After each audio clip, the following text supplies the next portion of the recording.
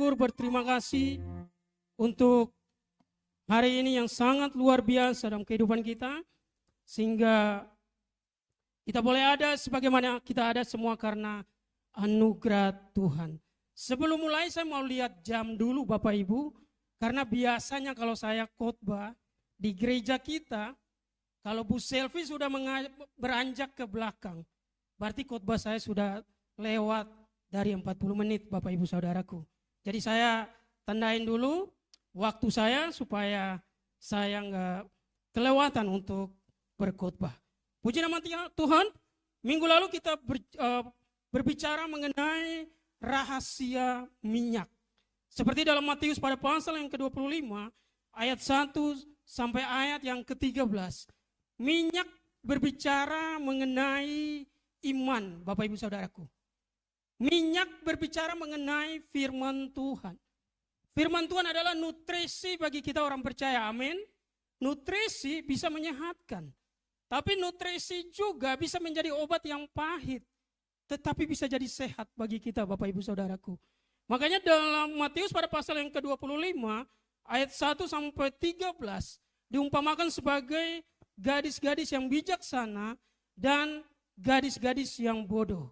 Bapak Ibu Saudaraku, dalam tradisi orang Yahudi, kalau mau ada sebuah pernikahan, ya, itu nanti mempelai laki-laki akan menjemput mempelai wanita di rumah mempelai wanita untuk diadakan upacara keagamaan.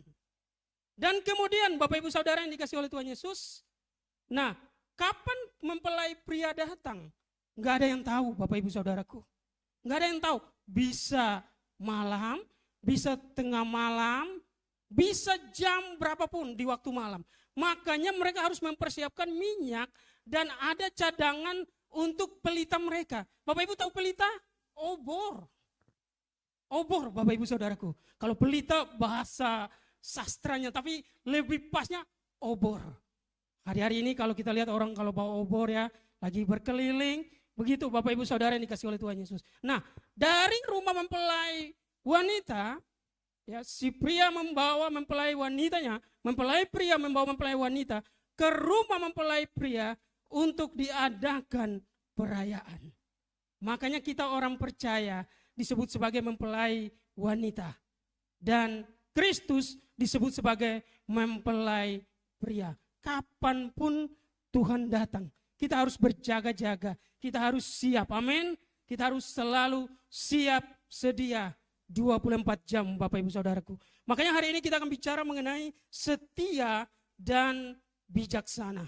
Setia serta bijaksana. Sebelum kita mulai, mungkin Bapak Ibu punya kertas outline khotbah. Kalau Bapak Ibu yang baru pertama kali, bukan baru pertama kali, baru datang lagi setelah waktu yang lama. Bukan orang baru, tetapi orang yang baru datang, Bapak Ibu Saudaraku. Nah, di kertas ini nanti Bapak Ibu kalau ada tulisan berwarna merah, biasanya ada dikasih warna, Bapak Ibu akan mengisi di bagian yang kosong. Outline khotbah kita di sini. Nah, kita buka firman Tuhan dalam Matius pada pasal yang ke-24, ayat 45 sampai ayat yang ke-51.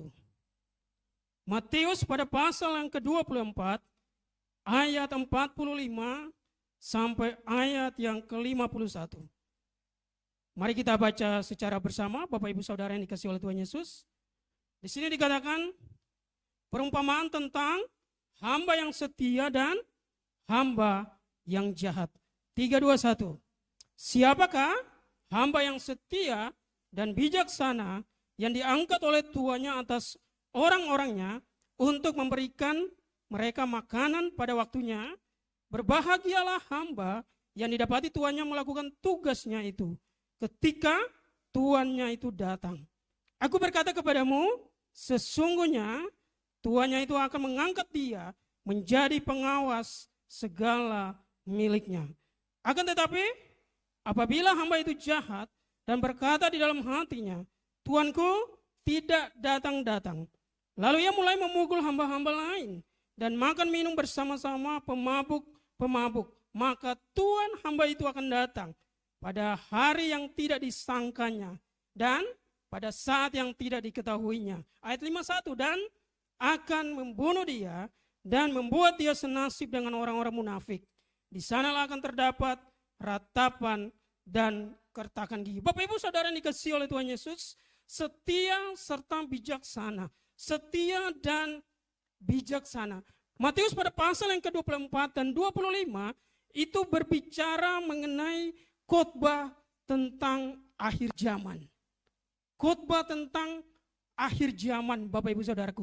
Makanya di waktu khotbah saya yang lalu, akhir zaman akan datang dengan beberapa indikasi.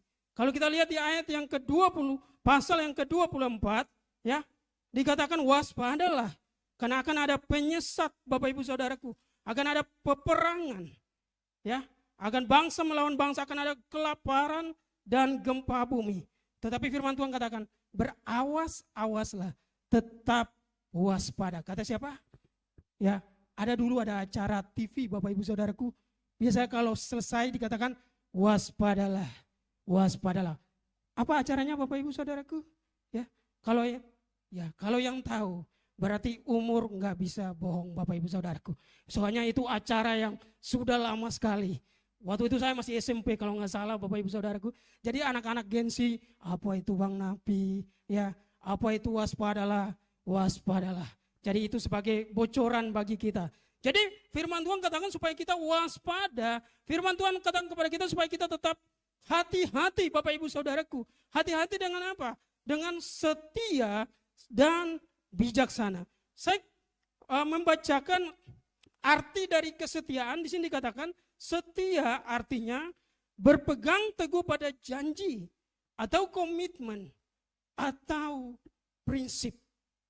Setia artinya berpegang teguh pada janji, komitmen dan juga prinsip. Serta bijaksana berarti ya, bijaksana di sini katakan kemampuan untuk membuat keputusan yang tepat.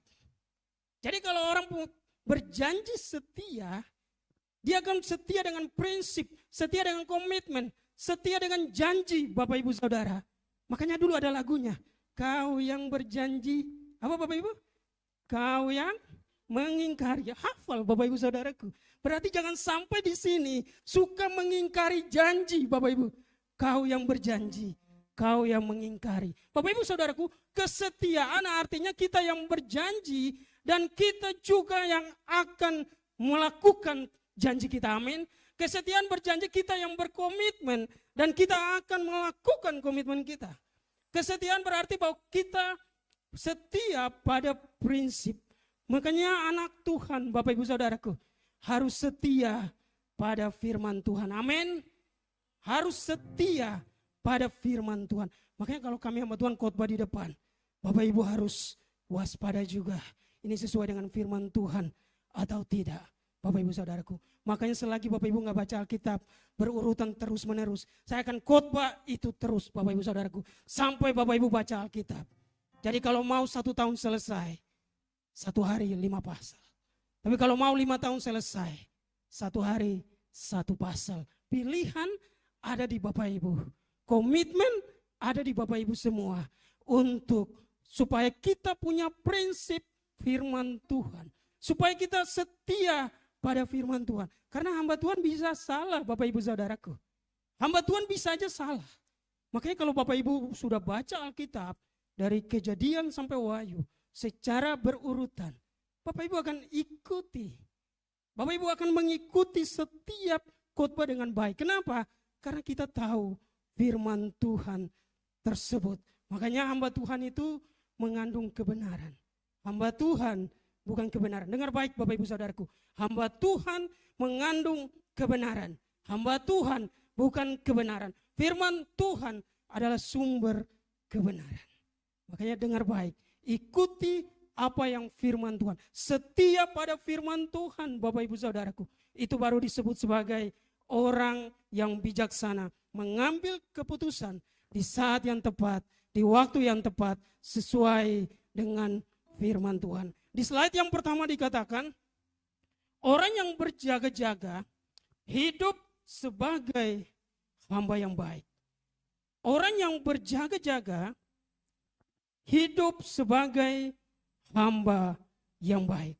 Di ayat 45 firman Tuhan katakan bagi kita, siapakah hamba yang setia dan bijaksana yang diangkat oleh tuannya atas orang-orangnya untuk memberikan mereka makanan pada waktunya. Artinya di sini bicara mengenai para hamba, artinya kita para hamba Tuhan. Hamba berarti kita para pelayan Tuhan, Bapak Ibu Saudaraku, dengan potensi yang Tuhan berikan bagi kita, dengan talenta yang Tuhan berikan bagi kita, dengan karunia yang Tuhan berikan bagi kita.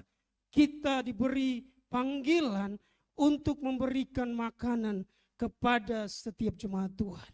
Makanya kalau kita bisa khotbah, berkhotbahlah dengan baik, sesuai dengan kebenaran firman Tuhan.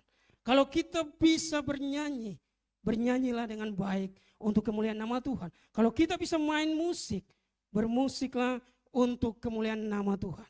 Makanya biasanya kalau WL yang baru, anak muda, Bapak Ibu Saudaraku, saya selalu katakan, sebelum kalian naik melayani, doa dulu 10 menit.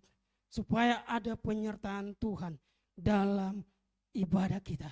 Supaya ada urapan Tuhan dalam pelayanan kita. Makanya hamba Tuhan atau pelayan Tuhan harus ada urapan, harus ada impartasi Bapak Ibu Saudaraku. Supaya khotbahnya menjadi berkat bagi banyak orang. Di sini dikatakan orang yang berjaga-jaga hidup sebagai hamba yang baik. Kita diumpamakan sebagai hamba yang baik, yang memberikan makanan, yang memberikan nutrisi, yang memberikan firman Tuhan kepada orang-orang yang memerlukan, kepada jemaat Tuhan yang memerlukan. Bahkan kita sebagai hamba yang baik, di bidang profesi kita Bapak Ibu Saudaraku, kita bekerja dengan integritas. Kita bekerja dengan jujur Bapak Ibu Saudaraku. Tapi ada satu pekerjaan yang bagi saya, kalau ada orang sakit, Tuhan yang menyembuhkan, tetapi dokter yang dapat uang Bapak Ibu Saudaraku. Ya, kan biasanya kalau ada orang sakit, ya masuk rumah sakit, ya Bapak Ibu Saudaraku, kita doakan sembuh, dokter yang dapat uang Bapak Ibu Saudaraku. Tapi itulah panggilan kita sebagai seorang dokter. Amin. Amin Bapak Ibu Saudaraku. Ya. Ya. Panggilan kita sebagai seorang yang bekerja di perusahaan. Kita bekerja dengan disiplin. Kita bekerja dengan integritas Bapak Ibu Saudaraku. Supaya apa? Kita akan dinilai sebagai orang yang setia dalam pekerjaan kita. Kita disebut sebagai hamba yang baik.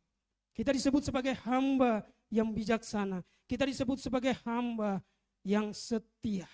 Makanya Bapak Ibu Saudara yang dikasihi oleh Tuhan Yesus, menjadi hamba yang setia gak mudah dalam pekerjaan kita.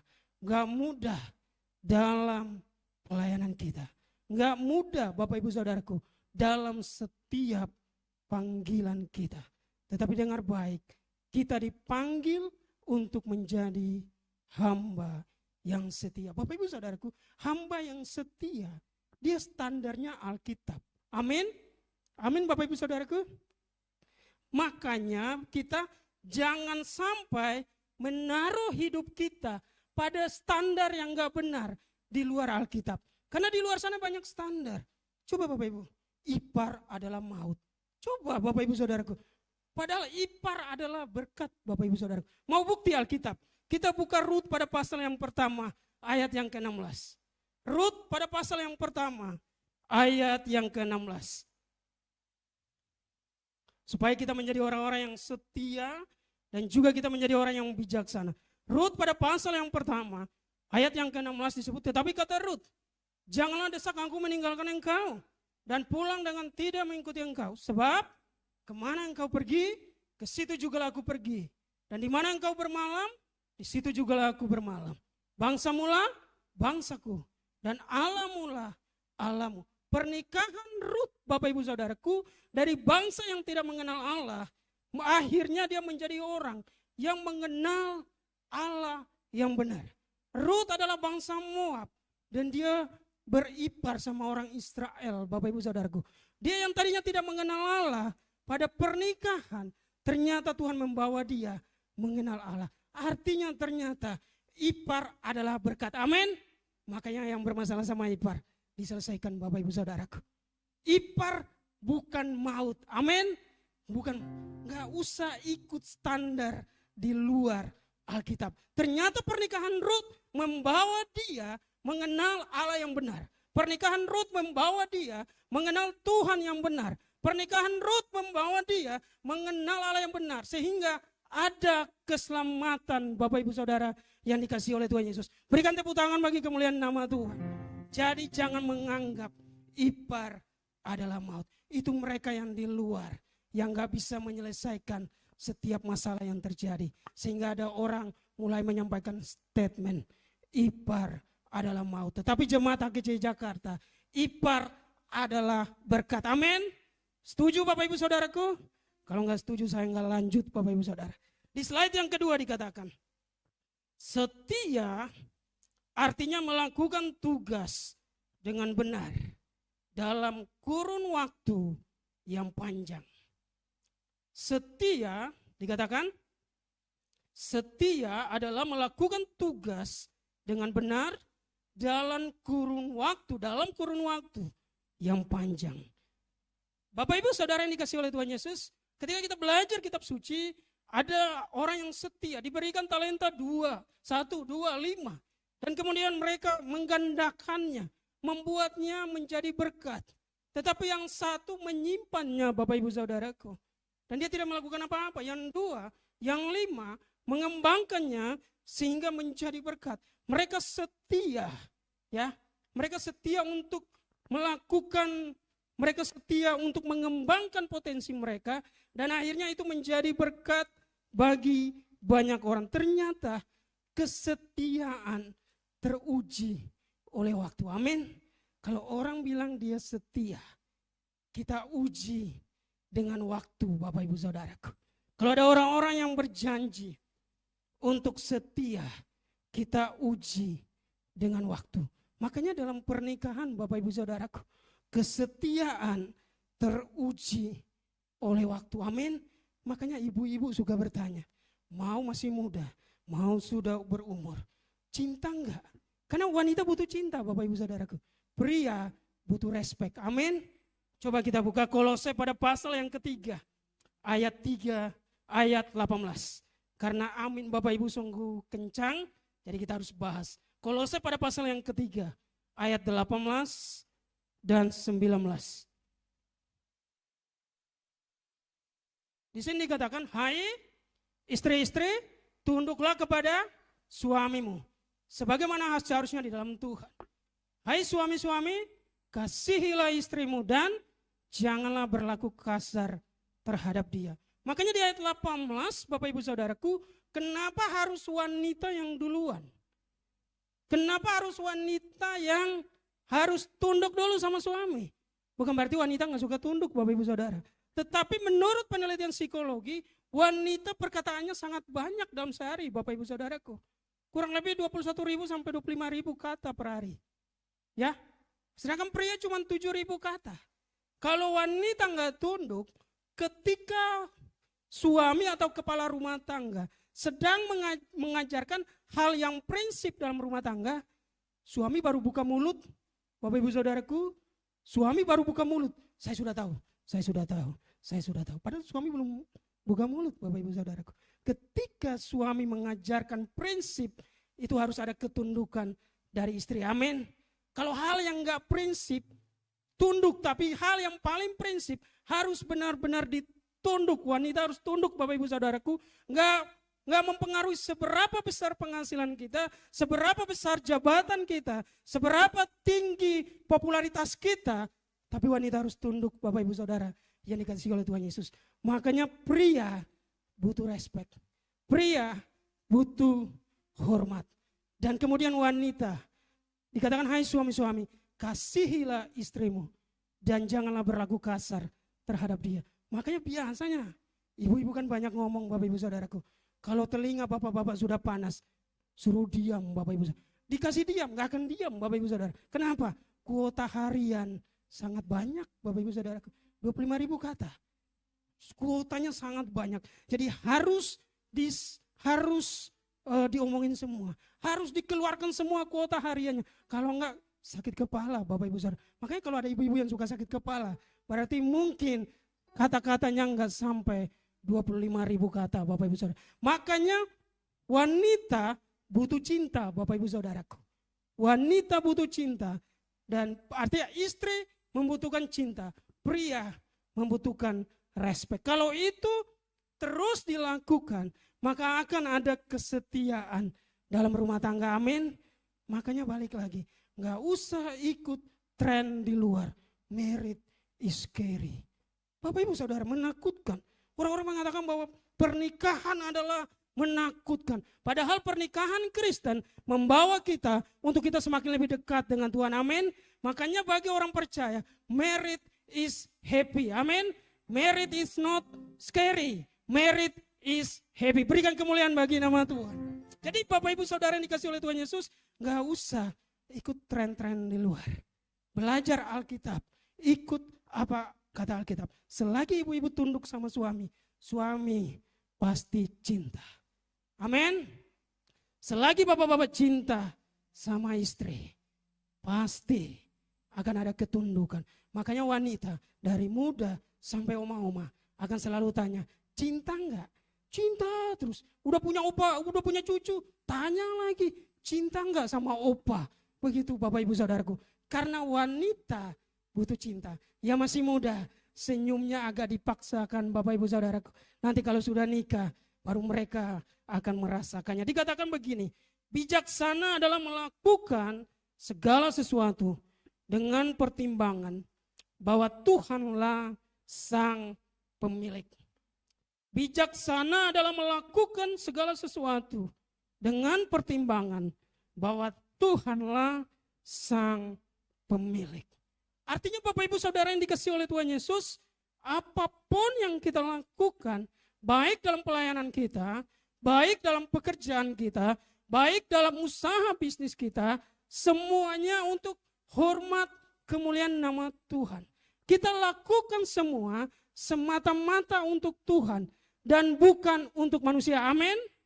Untuk Tuhan.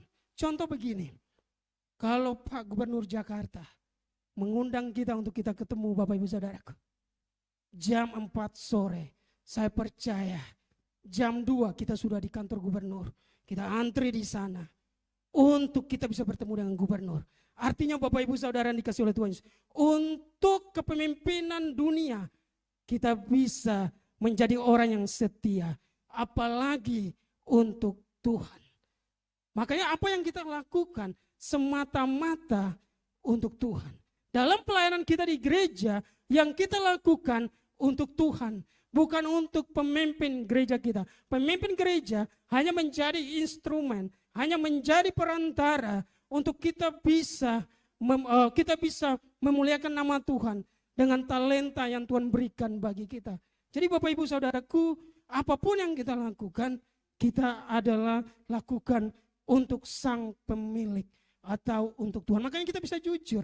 Makanya kita bisa disiplin Bapak Ibu Saudaraku. Kita menjadi seperti murid yang dalam bahasa Inggris disebut sebagai disciples. Makanya dalam pelayanan hamba Tuhan bukan pemilik jemaat. Dengar baik Bapak Ibu. Dalam pelayanan hamba Tuhan bukan pemilik pelayanan. Hamba Tuhan adalah pengelola Bapak Ibu Saudaraku. Hamba Tuhan adalah pengelola. Jemaat adalah milik Tuhan. Amin. Jemaat milik Tuhan. Jadi jangan klaim Bapak Ibu Saudaraku, kita jemaat si A, si B. Kita semua jemaatnya Tuhan Yesus. Amin. Kita semua adalah jemaatnya Tuhan. Makanya apa yang kita lakukan? Kita lakukan dengan pertimbangan bahwa Tuhanlah sang pemilik. Kalau jemaat milik hamba Tuhan, cepat sakit hati Bapak Ibu Saudaraku. Ya, cepat menyerah. Tapi kalau prinsipnya jemaat adalah milik Tuhan, dia akan mengelola dengan baik. Dia akan mengelola gereja sesuai dengan SOP kerajaan sorga. Makanya Bapak Ibu Saudara yang dikasih oleh Tuhan Yesus, kita lakukan segala sesuatu untuk hormat dan kemuliaan nama Tuhan. Amin. Dikatakan begini, maksud kalimat kapan Tuhan datang. Maksud kalimat kapan Tuhan datang. Dikatakan kedatangan Tuhan Yesus yang kedua kali. Maksud dari kalimat kapan Tuhan datang atau kapan Tuhan datang, berbicara yang pertama adalah kedatangan Tuhan Yesus yang kedua. Yang pertama adalah kedatangan Tuhan Yesus yang kedua. Coba kita buka dalam Matius pada pasal yang ke-24 ayat yang ke-14. Matius pada pasal yang ke-24 ayat yang ke-14. Di sini dikatakan, dan Injil kerajaan ini akan diberitakan ke seluruh dunia menjadi kesaksian bagi semua bangsa. Sesudah itu barulah tiba kesudahannya. Artinya Bapak Ibu Saudara yang dikasihi oleh Tuhan Yesus, kedatangan Tuhan Yesus yang kedua itu akan disertai tanda-tanda yang gak bagus. Akan ada krisis, akan ada gempa bumi, akan ada kelaparan seperti Matius pada pasal yang ke-24. Tetapi ingat baik, di tengah setiap krisis itu, Injil akan terus merasuki seluruh dunia, Bapak Ibu Saudaraku. Di tengah krisis itu, Injil akan terus diberitakan kepada segala bangsa. Justru di tengah krisis itu, orang percaya imannya akan bangkit, Bapak Ibu Saudaraku. Imannya gak akan turun, tetapi justru di tengah krisis, iman orang percaya semakin antusias dalam Tuhan. Amin. Makanya Bapak Ibu Saudara yang dikasihi oleh Tuhan Yesus, kalau ada krisis, supaya iman kita timbul, Bapak Ibu Saudaraku. Kalau ada bencana, kalau ada apalagi hari-hari ini Bapak Ibu, kalau kita melihat kondisi politik, kita melihat kondisi ekonomi yang gak stabil. Tetapi justru di situ kita tahu iman kita semakin bertumbuh dalam Tuhan. Iman kita semakin kuat dalam Tuhan. Karena iman orang percaya itu dibangun di badai, Bapak Ibu Saudaraku. Makanya di saat badai bergelora, ku akan terbang bersamamu. Kemarin waktu saya nyanyi, ada Pak Feki main musik, Bapak Ibu Saudara. Kayaknya suara Pak Ari agak 11-12 sama Judika. Bapak Ibu Saudaraku, saya sebenarnya gak jago nyanyi, Bapak Ibu Saudara. Hanya kalau di khotbah kita agak nyanyi-nyanyi. Supaya apa? Supaya Bapak Ibu antusias sama firman Tuhan. Amin. Jadi orang percaya imannya dibangun di atas krisis, di atas bencana, di atas masa-masa yang sukar, masa-masa yang gak gampang. Justru disitulah iman kita kuat di dalam Tuhan. Makanya Bapak Ibu Saudaraku, jangan letakkan iman kita pada bangunan gereja, tapi letakkan iman kita pada firman Tuhan. Jadi apapun keadaan gereja kita, ya, semegah apapun gereja kita, sebagus apapun gereja kita, bahkan kurang bagus pun gereja kita, iman kita nggak tergantung itu, karena iman kita tergantung firman Tuhan. Kenapa? Kalau bergantung bangunan pasti hancur, Bapak Ibu Saudaraku. Ya, kalau kita buka di Matius pada pasal yang ke-24, murid-murid begitu membanggakan bait Allah. Tetapi Tuhan katakan, bait Allah akan dihancurkan.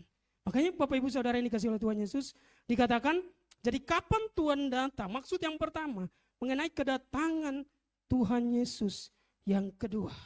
Memang ada krisis, memang ada banyak kerintangan, tantangan, memang banyak hal yang membuat kita tergoncang.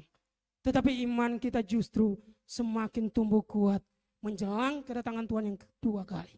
Kenapa? Karena Injil akan semakin diberitakan kepada banyak bangsa. Injil akan semakin terus berjalan.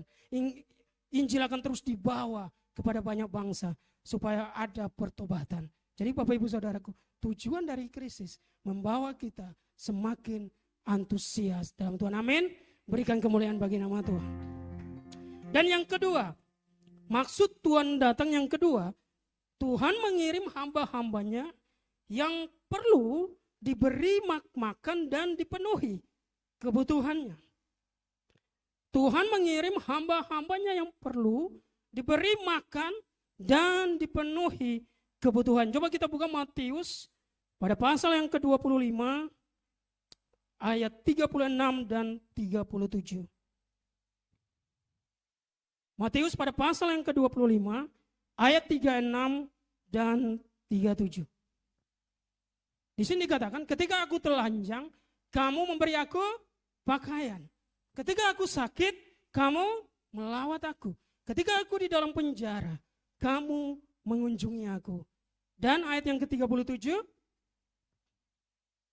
dikatakan, maka orang-orang yang benar itu akan menjawab dia. Atau menjawab Tuhan, katanya, bila manakah kami melihat engkau lapar, dan kami memberi engkau makan, atau haus, dan kami memberi engkau minum. Bapak ibu saudaraku, kalau kita melakukan pelayanan kita dengan tujuan atau dengan motivasi yang tulus, itu akan menjadi berkat, itu akan bagus bagi banyak orang.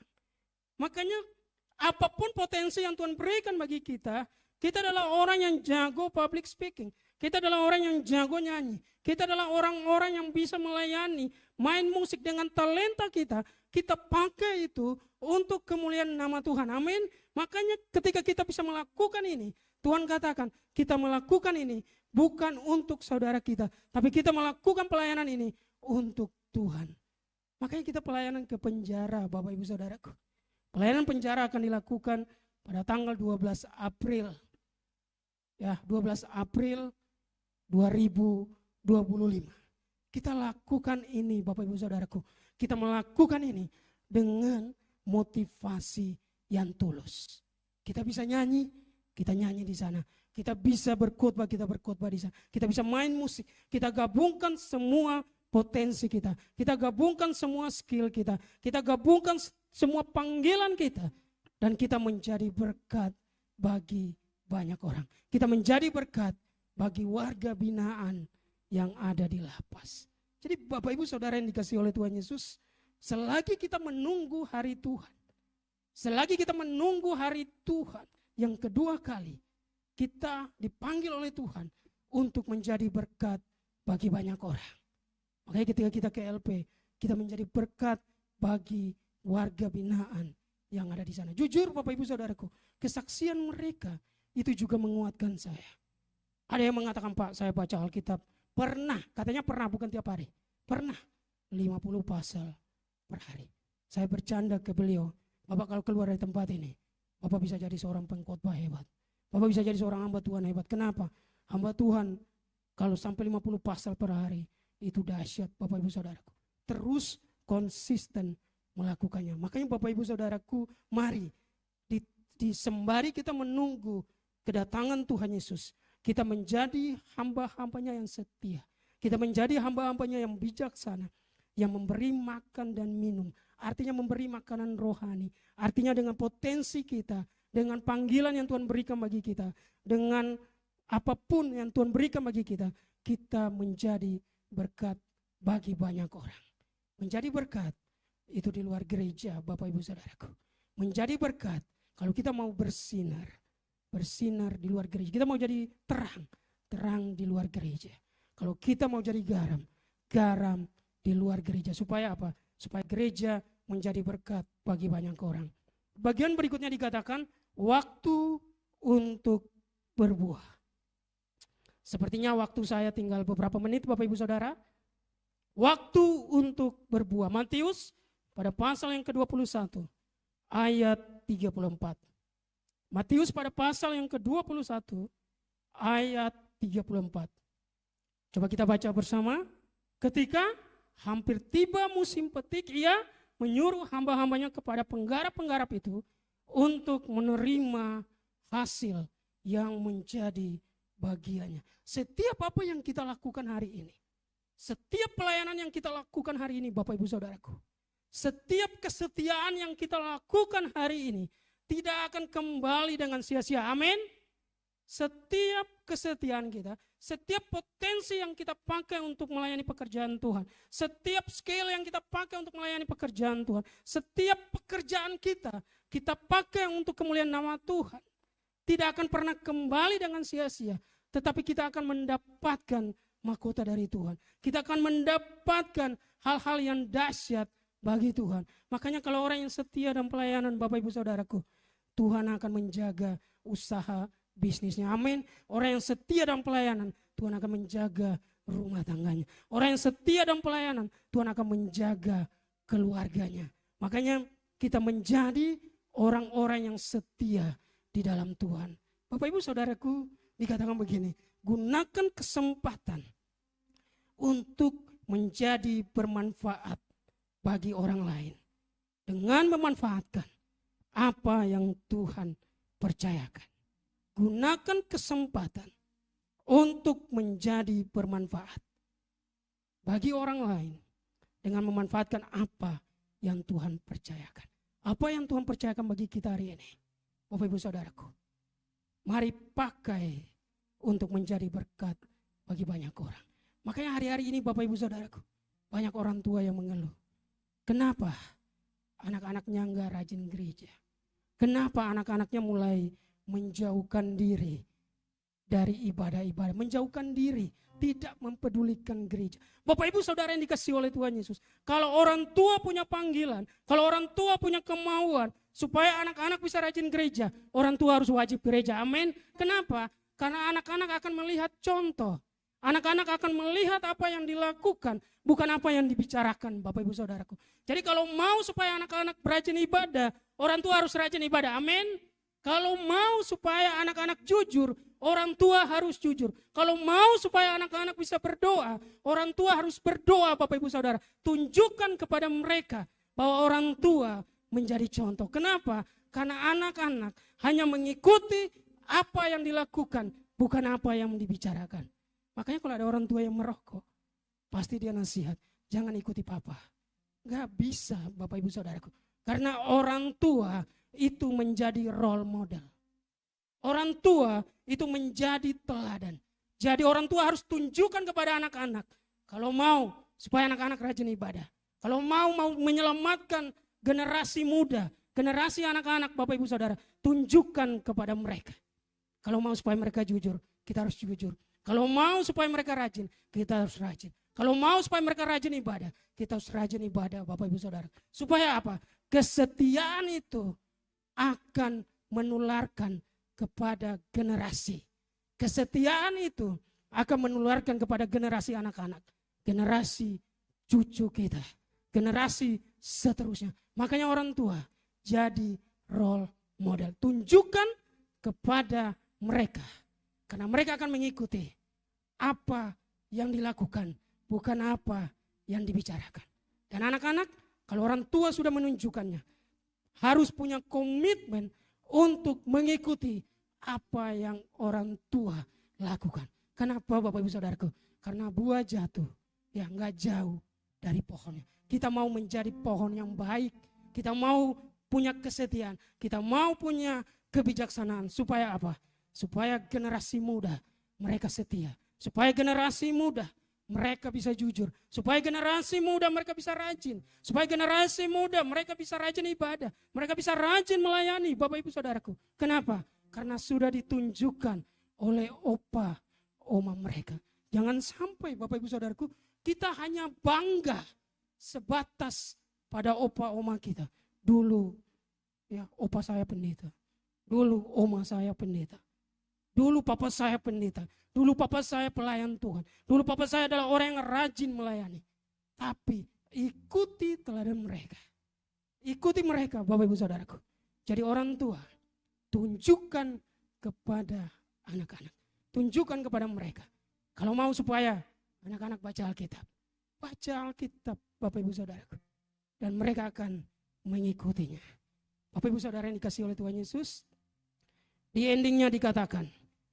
Kita baca bersama.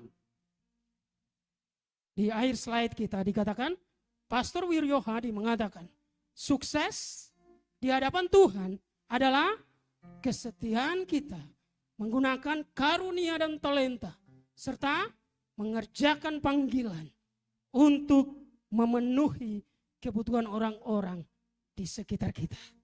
Sukses di hadapan Tuhan adalah kesetiaan kita menggunakan karunia dan talenta, bahkan potensi kita, serta mengerjakan panggilan untuk memenuhi kebutuhan orang-orang di sekitar kita. Artinya Tuhan menciptakan kita Bapak Ibu Saudaraku. Itu ada tujuannya. Amin. Kita semua diciptakan Tuhan. Ada tujuannya tersendiri. Makanya apapun potensi kita gabungkan Bapak Ibu Saudaraku. Dan kita melakukan pelayanan yang dahsyat. Kita melakukan pelayanan yang menjadi berkat bagi banyak orang. Dengan cara apa? Kesetiaan. Dan juga dikatakan setia dan bijaksana. Saya percaya Bapak Ibu Saudaraku, firman Tuhan hari ini menjadi berkat bagi kita. Untuk kita menjadi pribadi-pribadi yang setia. Bukan hanya setia pada Tuhan, tetapi kita juga menjadi orang yang bijaksana. Yang mengambil keputusan, yang membuat sebuah keputusan di waktu yang tepat. Kiranya firman Tuhan ini menjadi berkat bagi kita. Berikan kemuliaan bagi nama Tuhan. Mari kita berdoa.